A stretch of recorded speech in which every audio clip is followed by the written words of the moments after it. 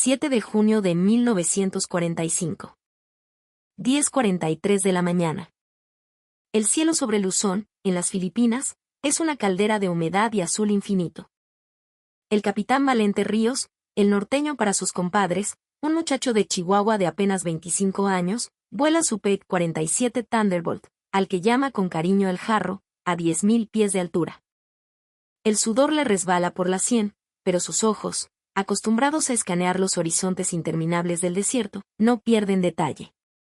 De pronto, algo aparece bajo él, una visión que haría que el corazón de cualquier piloto veterano se detuviera en seco. A unos 5.000 pies, una formación masiva, casi una plaga, de 50 cazas japoneses, una mezcla letal de Zeros y Kik-84S, desciende como un enjambre de avispas furiosas para atacar las posiciones aliadas en tierra. 50 naves enemigas contra su escuadrilla de apenas 12 P-47. Cualquier manual de combate aéreo, cualquier doctrina militar escrita desde la Primera Guerra Mundial, dictaría una sola cosa: esperar refuerzos. Mantener la ventaja de la altitud. Coordinar un ataque organizado, paciente y metódico. Pero Valente el norteño Ríos no lee los manuales. Los manuales se escriben para hombres ordinarios, y en el alma de Valente ardía un fuego que desafiaba toda lógica convencional. En lugar de seguir el protocolo, hizo algo que sus instructores norteamericanos en la base de entrenamiento habrían calificado no solo de suicidio, sino de una auténtica locura. Inclinó la nariz de su pesado jarro casi en vertical y se lanzó en picado. Solo. Sin cobertura. Sin un plan aparente, directo hacia el corazón de la formación enemiga. Se zambulló en la boca del lobo como si fuera un chapuzón en el río Conchos de su tierra. Lo que aquellos pilotos imperiales japoneses, hombres forjados en el código del bucido, no sabían, era que estaban a punto de enfrentarse a la técnica de combate aéreo más letal y heterodoxa del frente del Pacífico. Una técnica que no provenía de ninguna academia militar de West Point o Sandhurst. No. Esta técnica había nacido en los ranchos polvorientos del norte de México, domando caballos salvajes. Para entender cómo un ranchero de Chihuahua desarrolló una táctica de combate aéreo que destrozó toda la doctrina militar establecida, necesitamos retroceder el tiempo, al verano de 1938. Valente Ríos es un muchacho de 18 años. Trabaja en el rancho de su padre, en el corazón de la llanura chihuahuense, a leguas de cualquier pueblo con nombre. Su trabajo principal, además de cuidar el ganado, es el más respetado y temido de la región, es amansador de potros. Y los potros salvajes de la sierra de Chihuahua son diferentes a cualquier otro. Son más grandes, más astutos, más indomables. Descendientes directos de los caballos que trajeron los conquistadores, con la furia del desierto corriendo por sus venas. Los métodos tradicionales de doma, basados en la paciencia y el agotamiento, no siempre funcionan con ellos. Las cuerdas se rompen. Los corrales se hacen añicos. Estos caballos no se rinden, prefieren morir de pie.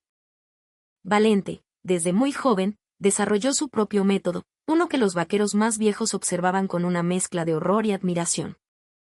Los potros salvajes esperan que el hombre actúe como un domador, le explicaba a su padre mientras curaba sus magulladuras. Esperan que los canses, que juegues con ellos, que seas paciente. Esperan un baile. Así que yo hago todo lo contrario. No les ofrezco un baile, les ofrezco una guerra. Su técnica era brutalmente simple, pero completamente contraintuitiva. En lugar de acechar al potro, de cansarlo en círculos, Valente se enfrentaba a él. Cuando el animal más salvaje del corral cargaba contra él, en lugar de esquivarlo, Valente corría directamente hacia el caballo. A toda velocidad. Un choque frontal de voluntades. Sin sutileza, sin miedo, pura arrogancia norteña. Los potros, condicionados a que la presa huyera, a que el domador fuera una figura paciente y calculadora, se paralizaban. Un instante, un parpadeo, una fracción de segundo en la que su cerebro animal no podía procesar lo que estaba viendo, una criatura más pequeña y frágil que no solo no huía, sino que le retaba a un choque de titanes. Ese momento de confusión, esos 2 o 3 segundos de indecisión, eran todo lo que Valente necesitaba. En ese instante, saltaba, Se aferraba a las crines y la batalla por el control comenzaba, pero ya con una ventaja psicológica inmensa. Es una estupidez, hijo, le decía su padre, negando con la cabeza. Ningún domador serio hace eso. Te vas a matar un día de estos. Pero Valente amansaba más potros que nadie en toda la región. El triple, según los registros que su padre llevaba con orgullo. El secreto no era la fuerza, era el SOC. Era romper el guión que el instinto del animal esperaba. 7 años después, en el cielo húmedo de las Filipinas, esa estupidez estaba a punto de convertir al capitán Valente Ríos en la leyenda olvidada del Escuadrón 201, en el as de ases de las águilas aztecas. Si quieres descubrir cómo la técnica de la doma de potro se tradujo en un arma mortal contra la Fuerza Aérea Imperial Japonesa, dale al botón de me gusta. Nos ayudas a que la raza conozca las historias de héroes que la historia oficial ha decidido olvidar. Mayo de 1945. Base aérea de Porac, en Luzón. El Escuadrón 201 de la Fuerza Aérea Expedicionaria Mexicana lleva pocas semanas en combate. El capitán Valente Ríos tiene 25 años, 0 victorias confirmadas y una reputación de ser un piloto tan brillante como indisciplinado. Sus evaluaciones de vuelo lo describen como competente, pero con tendencias a la insubordinación. Sus maniobras son poco ortodoxas, y su respeto por la formación en combate es, en el mejor de los casos, cuestionable. Los mandos norteamericanos lo ven con recelo, como a todos los mexicanos del escuadrón. Pero algo cambia radicalmente en su primera misión de combate real. La escuadrilla está escoltando bombarderos B-25 sobre Formosa cuando aparece una formación de cazas Mitsubishi A6M0. El líder del escuadrón, un oficial mexicano apegado al manual, ordena una maniobra de aproximación estándar, ganar altitud, posicionarse con el sol a la espalda, atacar en una formación coordinada y disciplinada. Valente no escucha, o elige no escuchar. En cambio, hace exactamente lo que hacía en los corrales de Chihuahua. Inclina su P-47, el jarro, hacia los Zeros y acelera a fondo, directamente hacia ellos. Sin maniobras evasivas, sin posicionamiento táctico. Una carga suicida. El piloto japonés líder, un veterano con más de 200 misiones, un samurái del aire, hace exactamente lo que los potros salvajes hacían. Se paraliza por un segundo, quizás 2.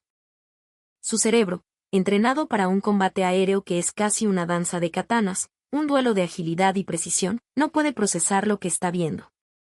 Un caza enemigo, un P-47, una bestia pesada y robusta conocida por su resistencia pero no por su agilidad, volando directamente hacia él como un toro de lidia, sin intentar posicionarse, sin seguir ningún patrón reconocible. Es un insulto a la lógica del combate. En esos 2 segundos de parálisis, Valente abre fuego. 8 ametralladoras Browning M2 calibre .50 escupen un torrente de plomo y fuego. Más de 100 balas por segundo. El frágil Zero, diseñado para la agilidad y no para resistir castigo, se desintegra en una bola de fuego antes de que su piloto pueda siquiera reaccionar. Primera victoria confirmada para el Escuadrón 201. Pero lo que pasó después es lo que transformó una simple victoria en el nacimiento de una técnica revolucionaria. Cuando regresó a la base, sus superiores estaban furiosos. Eso fue un acto de suicidio, capitán, le gritó el comandante del grupo, un coronel estadounidense que lo supervisaba. Abandonó su posición, rompió la formación, voló directo hacia el enemigo sin cobertura. Puso en riesgo a toda la escuadrilla. Valente, con su calma norteña, intentó explicar su lógica. La confusión del enemigo, el elemento sorpresa, la ventaja de hacerlo absolutamente inesperado. Esa es la cosa más estúpida que he escuchado en mi vida, replicó el coronel. Los pilotos japoneses son guerreros profesionales, no animales salvajes. Pero Valente sabía algo que el coronel, con toda su formación de West Point, no entendía. Los pilotos de combate, especialmente los veteranos, desarrollan instintos, patrones, expectativas. Están entrenados para anticipar maniobras estándar y responder con contramedidas estándar. Viven y mueren por un código de honor y táctica. Cuando un enemigo hace algo completamente fuera de ese código, algo que raya en la locura, esos instintos fallan. El cerebro necesita tiempo para procesar la nueva información, para desarrollar una respuesta. Y en el combate aéreo, donde las decisiones se miden en décimas de segundo, ese tiempo de procesamiento es una sentencia de muerte. Los potros más salvajes de mi tierra son los depredadores más inteligentes del desierto, le dijo Valente esa noche a uno de sus compadres, mientras limpiaba sus armas. Y mi técnica funcionaba con ellos. Los pilotos japoneses son muy buenos, son unos chingones, pero no son más listos que un semental de la sierra. Ambos esperan que respete su poder. Cuando les demuestras que su poder te importa un carajo, se quiebran. Durante las semanas siguientes, Valente perfeccionó su técnica. Descubrió que la velocidad era crítica. Cuanto más rápido se aproximaba, mayor era la confusión del enemigo. Empezó a usar la formidable masa del P-47 como un arma en sí misma. Siempre atacaba desde arriba, convirtiendo la altitud en una velocidad de picado aterradora que hacía que el jarro silbara como un alma en pena. También descubrió el ángulo óptimo, no directamente de frente, lo cual era un suicidio mutuo, sino a unos 15 o 20 grados del eje del enemigo. Era suficiente para parecer un ataque frontal y desencadenar la parálisis, pero con un ángulo que exponía más superficie del avión enemigo a sus 8 ametralladoras. Y lo más importante, aprendió cuándo no usarla. La técnica solo funciona contra pilotos que esperan que actúes como un piloto de honor, explicaba. Contra los novatos, los kamikazes desesperados que no saben qué esperar, no tiene el mismo efecto. Con ellos, uso tácticas convencionales, los caso como a cualquier otro. Lo que hace que esta historia sea extraordinaria no son solo los números, aunque los números son impresionantes. Para finales de mayo de 1945, Valente el norteño Ríos tenía 7 victorias confirmadas. Para el 4 de junio, ya eran 12. Se estaba convirtiendo en el terror de los pilotos japoneses sobre Luzón. Lo extraordinario es cómo las conseguía.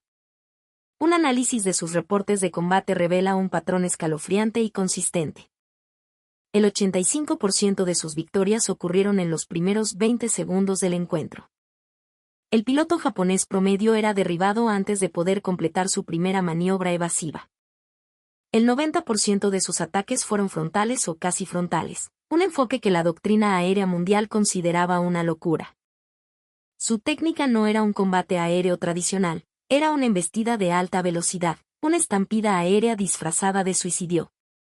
Si todavía estás viendo esto, y estás descubriendo esta historia por primera vez, escribe Águila Azteca en los comentarios. Que el mundo sepa que no los hemos olvidado. El 4 de junio de 1945, Valente el norteño Ríos escribió la página más legendaria de su carrera y del Escuadrón 201. Su escuadrilla escoltaba una formación de bombarderos sobre el Pacífico cuando apareció una formación masiva de cazas japoneses que venían a interceptarlos. Más de 40 aviones enemigos. Cazas Zero y los temibles Frank. 40 naves contra los 16 P-47 de la Fuerza Aérea Mexicana. El comandante de la escuadrilla ordenó una maniobra defensiva estándar, formar un círculo protector alrededor de los bombarderos. Mantengan la posición. Protejan a los pesados. Valente pidió permiso por radio para atacar. Negativo, Capitán Ríos. Mantenga la formación. Lo hizo de todos modos. Inclinó su jarro y, para el horror del control de mando, se lanzó en picado hacia la inmensa formación japonesa. Sus compadres, los otros pilotos mexicanos que habían visto su técnica estúpida funcionar una y otra vez, que habían sido testigos de su increíble éxito, dudaron solo un segundo. Luego, con un grito de «¡Viva México, cabrones!», que resonó en las radios, rompieron la formación y lo siguieron. Lo que pasó en los siguientes 7 minutos se convirtió en leyenda dentro de la Quinta Fuerza Aérea de los Estados Unidos. Valente derribó a su primer japonés a los 45 segundos del ataque. A su segundo japonés al minuto y 20. Al tercero, a los 2 minutos y medio. Para cuando la formación japonesa, sumida en el caos y la incredulidad, logró reorganizarse, Valente había derribado 6 aviones enemigos. 6 victorias en una sola misión. Un récord que ningún piloto aliado había logrado en el Teatro del Pacífico en una sola salida. Pero el número no cuenta la historia completa. Lo que hizo que ese día fuera tan especial fue cómo derribó a esos 6 aviones. 4 de ellos fueron con su ataque frontal, su carga de potro. 4 pilotos veteranos, con cientos de horas de combate, paralizados por una táctica que no podían procesar, por un mexicano loco que no seguía las reglas. El quinto fue derribado mientras intentaba, desesperadamente, ayudar a un compañero que Valente acababa de dañar. El sexto, mientras trataba de huir del infierno desatado por el jarro.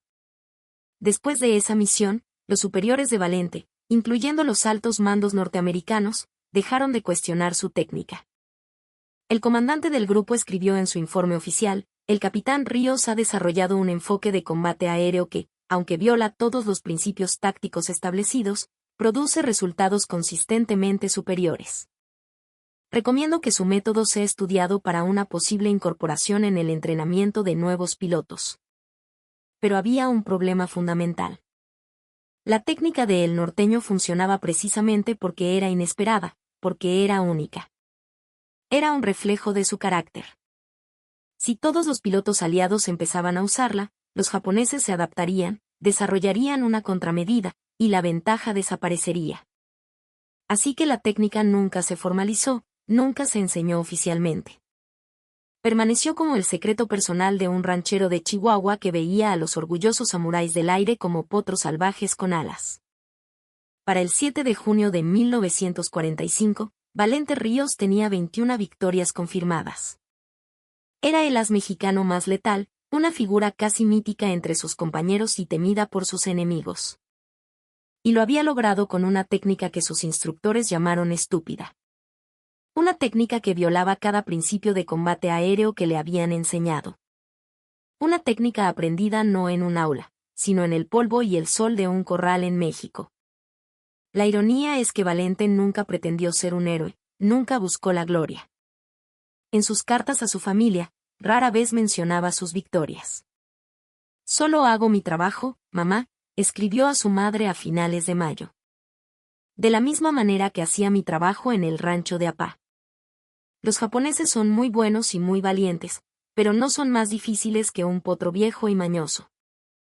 El 7 de junio de 1945, el día que abrió esta historia, el capitán Valente Ríos volaba su última misión de su tour de combate.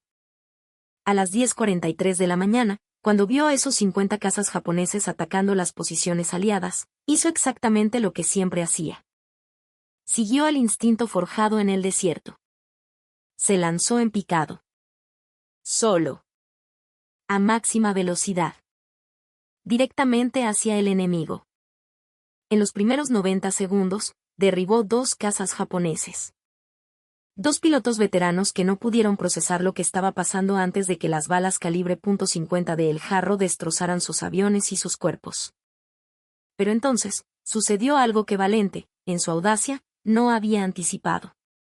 Las baterías antiaéreas aliadas en tierra, viendo un caza solitario en picado, seguido de cerca por docenas de aviones japoneses, asumieron lo único lógicamente posible, que se trataba de un caza japonés dañado, perseguido por sus propios compañeros. El caos de la batalla, la velocidad de los acontecimientos, les impidió una identificación correcta. Abrieron fuego contra la amenaza que venía del cielo. A las 10:47, 4 minutos después de iniciar su ataque legendario, el P-47 Thunderbolt de Valente El Norteño Ríos fue alcanzado por fuego amigo. Murió a los 25 años. 58 misiones de combate. 23 victorias confirmadas. Derribado no por el enemigo al que había humillado y dominado con su increíble instinto, sino por sus propios aliados, que no pudieron comprender su táctica, que no pudieron identificar a tiempo al águila entre los cuervos. La tragedia de su muerte oscureció temporalmente su legado.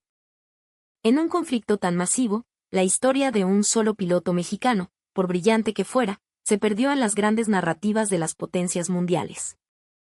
Pero lo que Valente Ríos demostró en esos cielos lejanos sigue siendo una verdad universal, 80 años después. A veces, la mejor táctica es la que nadie espera. A veces, la sabiduría convencional es solo eso, convencional. Y a veces, un muchacho de Chihuahua con una técnica estúpida puede derrotar a los guerreros más entrenados y disciplinados del mundo. Porque los pilotos de la Fuerza Aérea Imperial Japonesa esperaban enfrentarse a pilotos norteamericanos, a pilotos entrenados en sus mismas academias. Estaban preparados para eso. Tenían contramedidas para eso. No estaban entrenados, de ninguna manera, para enfrentarse a un domador de caballos. Después de su muerte, el ejército estadounidense finalmente estudió su técnica en detalle. Los analistas quedaron asombrados por los datos. Descubrieron que Valente tenía razón. Los pilotos, incluso los más veteranos, tienen un tiempo de procesamiento cognitivo cuando se enfrentan a tácticas completamente inesperadas. Ese tiempo, medido en milisegundos, es la diferencia entre la vida y la muerte.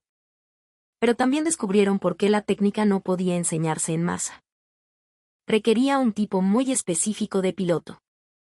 Alguien capaz de suprimir por completo el instinto de autopreservación. Alguien capaz de volar hacia el peligro sin dudar, sin calcular las probabilidades, sin considerar el riesgo. El capitán Ríos no volaba hacia el enemigo a pesar del miedo, escribió un analista en su informe desclasificado décadas después. Volaba hacia el enemigo porque, en ese momento, no experimentaba el miedo de la misma manera que otros pilotos. Su respuesta al estrés era única, casi anómala. Quizás era porque había pasado años corriendo de frente hacia bestias de media tonelada en el desierto de Chihuahua. Quizás era, simplemente, la forma en que estaba construido su cerebro, su espíritu. No importa la razón. Lo que importa es que funcionaba. 23 victorias, 23 pilotos imperiales que descubrieron demasiado tarde que se enfrentaban a algo que no podían entender. Un domador de potros que aplicó la lógica del corral al cielo del Pacífico. ¿Qué opinas tú de la técnica de El Norteño? ¿Crees que la audacia y la innovación táctica pueden superar el entrenamiento convencional y la superioridad numérica? Déjanos tu comentario y cuéntanos qué otras historias de héroes olvidados de México y Latinoamérica te gustaría que exploráramos. Suscríbete a nuestro canal y activa la campanita. Cada semana, traemos historias verificadas y fascinantes que la historia oficial se ha encargado de enterrar.